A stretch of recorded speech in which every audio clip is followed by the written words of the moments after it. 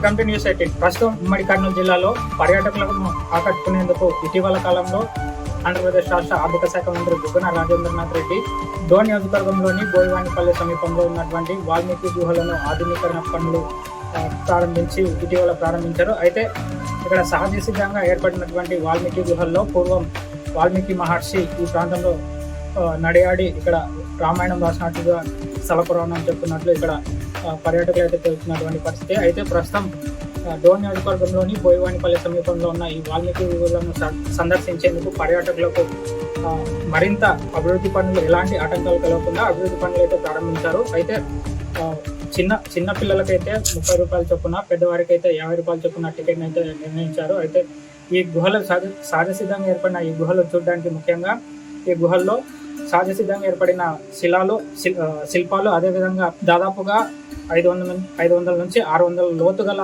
ఈ గుహ అయితే చూడొచ్చని ఇక్కడ పర్యాటకులు అయితే తెలుపుతున్నటువంటి పరిస్థితి. అయితే ఈ గుహలు ఎలా ఉంటాయి, ఇక్కడ ఏ శిల్పాలు ఉన్నాయి, మరింత ఆ సమాచారాన్ని మనం వెళ్ళి తెలుసుకునే ప్రయత్నం చేద్దాం.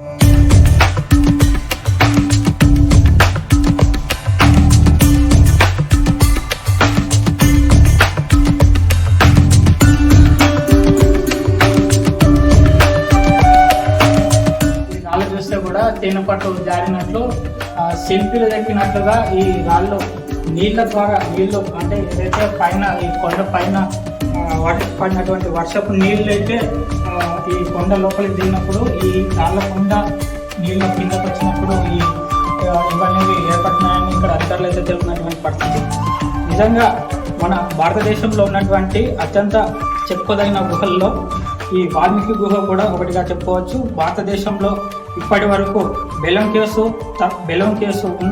కేసుకు ఉన్నటువంటి ప్రాముఖ్యత ఈ వాల్మీకి గుహలకు కూడా ఏర్పడుతుందని ఇక్కడ పర్యాటకులు కూడా ఆనందం వ్యక్తం చేస్తున్నారు.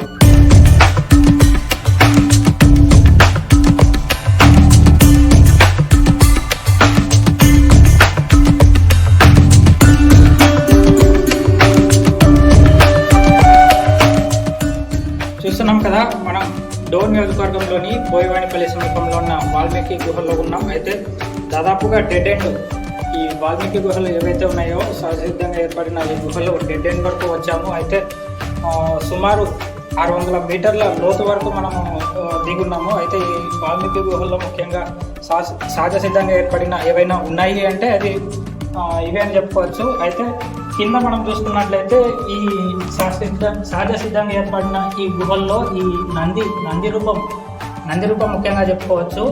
ఇదైతే ఎవరు ఈ నందిని అయితే చెక్కలేదు, అది తనంటే సాధారణంగా సహజ సిద్ధంగా ఏర్పడినటువంటి నంది. అంతేకాకుండా ఈ నందిలో స్పెషాలిటీ ఏంటంటే ఈ నంది పైన ఉన్నటువంటి రాళ్ళు చూస్తే కనుక మనం వీటిని ఈ విధంగా కొడితే గంట శబ్దం అయితే వస్తుంది. అయితే గుళ్ళో మనం ఏదైతే గుళ్ళో స్వామిని దర్శించుకున్నప్పుడు గంట అయితే కొడతామో ఆ గంట కొట్టినప్పుడు వచ్చే శబ్దమే ఈ రాళ్లను మనం ఈ విధంగా కొడితే ఆ గంట శబ్దం వస్తూ ఉంటుంది.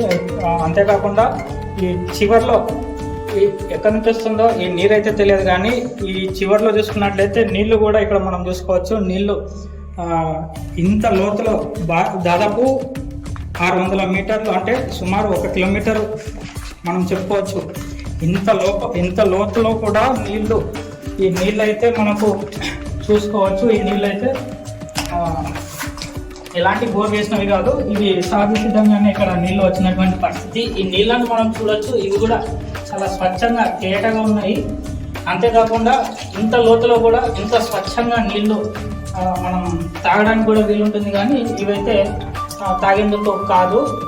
ఎందుకంటే ఎప్పటి నుంచో ఈ నీళ్ళు ఇక్కడ ఉంటాయి కదా, ఇందులో బ్యాక్టీరియా అవి ఉండే అవకాశాలు ఉన్నాయి కనుక ఈ నీళ్లు మనమైతే తాగకూడదని ఇక్కడ ఉన్నటువంటి అధికారులు అయితే చెప్తున్నటువంటి పరిస్థితి.